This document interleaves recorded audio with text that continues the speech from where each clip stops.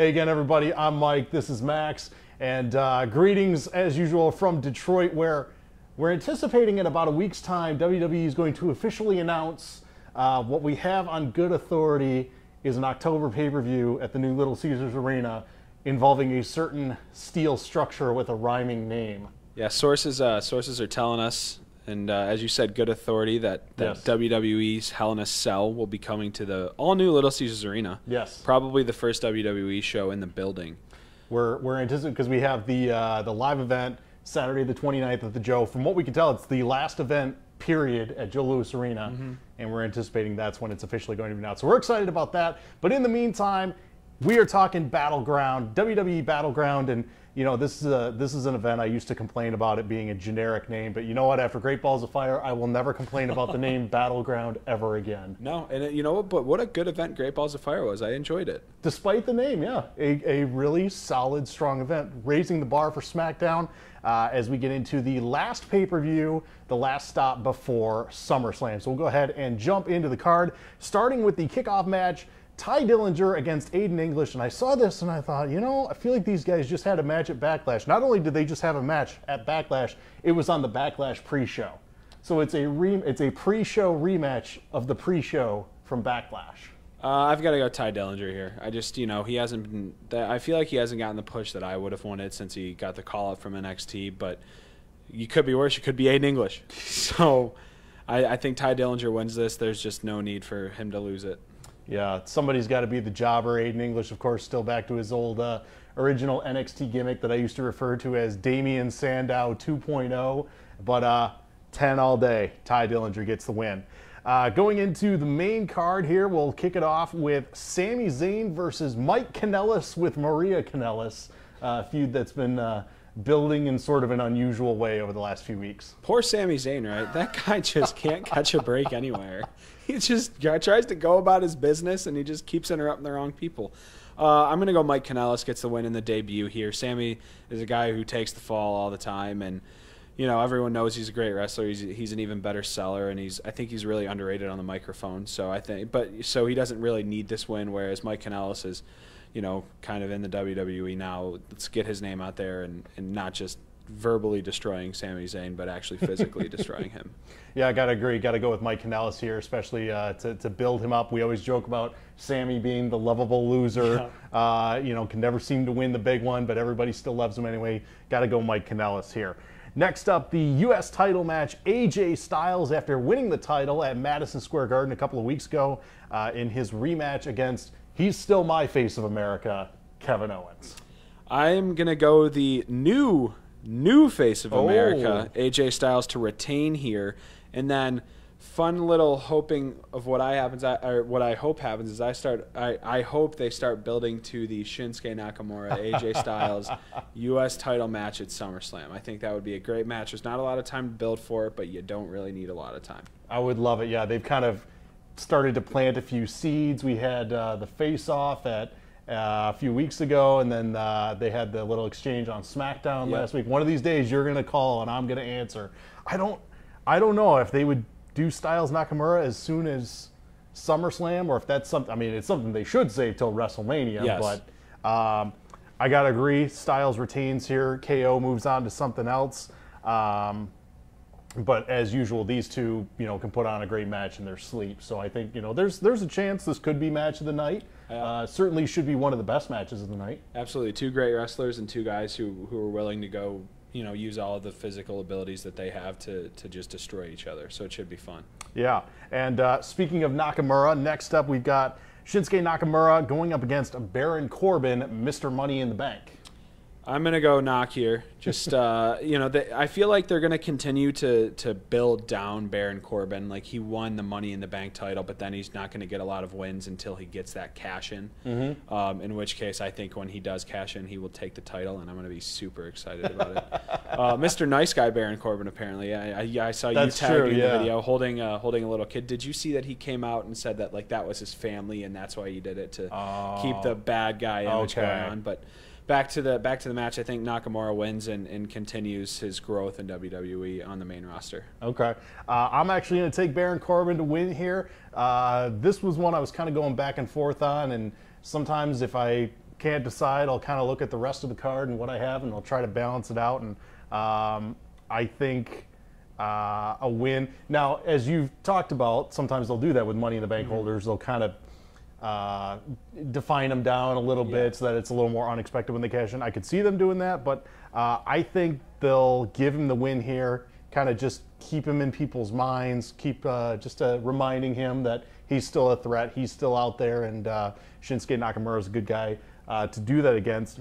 I think there could be a possibility if they don't go, side note here, if they don't go Styles Nakamura, maybe, here's a thought, maybe we could see Nakamura Kevin Owens at SummerSlam. That would be fun. That would be a good match. As long as they don't put that on the pre-show, because there would be no implications. So that would be an amazing match. I would definitely be down to see that. But that's the kind of match that would feel big, would be appropriate for an event like SummerSlam. So I think if they don't do Styles Nakamura, I'd love to see Nakamura Kevin Owens. Could be a #1 contender match. There you go. That's a way to keep it, put a little more emphasis on the match. Yeah, I feel like that's kind of half of what we're doing here. We're predicting Battleground and also maybe predicting what some of the SummerSlam card might look like as a result. We'll go into the women's title 5-way elimination #1 contender match. Charlotte, Becky Lynch, Natalya, Tamina, and Lana. First of all, I'm very upset that once again the women in WWE are only getting one match on a pay-per-view, but especially on a SmackDown show. SmackDown has generally been better with doing more with women than the Raw. They have, and they started off so strong. I feel like they've kind of fallen back away from that a little bit, and that could go to what they've got going on in the division and trying to find something new. So for the match, I'm going to go Charlotte here, and I think that it's also going to lead to Charlotte kind of going back heel. I'm really hoping we end up. Charlotte and Becky have been so friendly recently everywhere on social media and everything. So I'm hoping that this kind of leads to a face-off between Charlotte and Becky, and poor Becky just best friends, and she's going to get turned on again, and then Charlotte's going to be the #1 contender going into SummerSlam. Yeah, I think I have to agree with you there. I've got Charlotte winning. I think it will come down to Charlotte and Becky being the final two for the same reasons that it's almost so obvious, and even with them out at Comic-Con this week and doing all that stuff together, plus for the sake of, again, having a match that feels big for SummerSlam. Naomi versus Charlotte feels big to me, and it feels fresh and new and different, and I think that's something worthy of the SummerSlam card. Absolutely, and by that time, Charlotte will have gone a long time without holding a title, and I'm sure that they're going to give her the big, grand stage of SummerSlam in the future, looking to put the title on her. And as a side note, I don't think Carmella will cash in Money in the Bank here. Neither do I. I think that waits. I feel like the SummerSlam match to whoever wins will be just a bloodbath, and then she'll maybe walk out and cash in there, but not today. Plus, James Ellsworth and his storyline suspension would be back by then, so he could factor into SummerSlam. Good old James Ellsworth, who is still a part of the WWE. Still a thing. The best thing that I've ever seen with James Ellsworth was when AJ Styles just beat the crap out of him at the SmackDown show in Detroit a while ago. It was amazing. I loved every bit of it. Yes. Moving on to the flag match. I feel like we're going old school, the flag match. John Cena in the all-American city of Philadelphia against Rusev. There's a lot of American love and hate toward everybody else going on in the WWE right now. It's a USA. I'm going to go Cena here. Yeah. He's back. Builds to SummerSlam. Could be a title match at SummerSlam. And I just, Rusev is back, and that's great. I love Rusev, but it's John Cena. Yeah. Because he's John Cena. As a general rule, I don't pick against John Cena. Maybe WWE is figuring that maybe because of the stipulations of this match, maybe they think this is the one way that they can actually get Cena to get cheered in Philadelphia. Because usually Cena's going to get booed out of the building in Philadelphia. But, I mean, this is the same... I believe it was Philadelphia in the Royal Rumble when Roman Reigns won, and the crowd was chanting for Rusev to win the Royal Rumble in Philly. 2 years ago? 2016? Okay. Is that right? 2016, I believe? Yeah.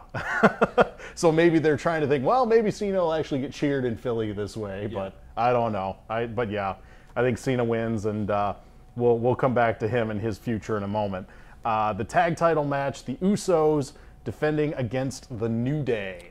I believe I picked the New Day last time we did our prediction for SmackDown. I'm going to go with New Day again, just so that they go into SummerSlam as champions, and that'll get the build up. And didn't they almost beat the Usos, right? And the Usos kind of walked away. They took the count out at Money in the Bank. Yeah. They walked out and they took the count out at Money in the Bank. So I think the New Day gets it here and takes the titles and becomes your 3-time World Tag Team Champions.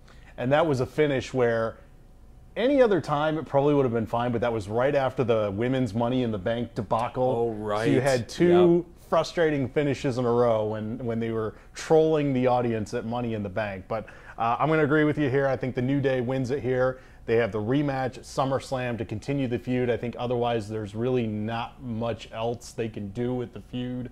I feel like it's kind of run its course, and there doesn't seem to be much else in the way of contenders in the tag team division on SmackDown.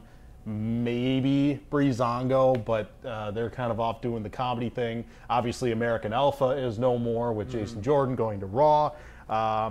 So I think they can at least stretch this out till SummerSlam, have the rematch there.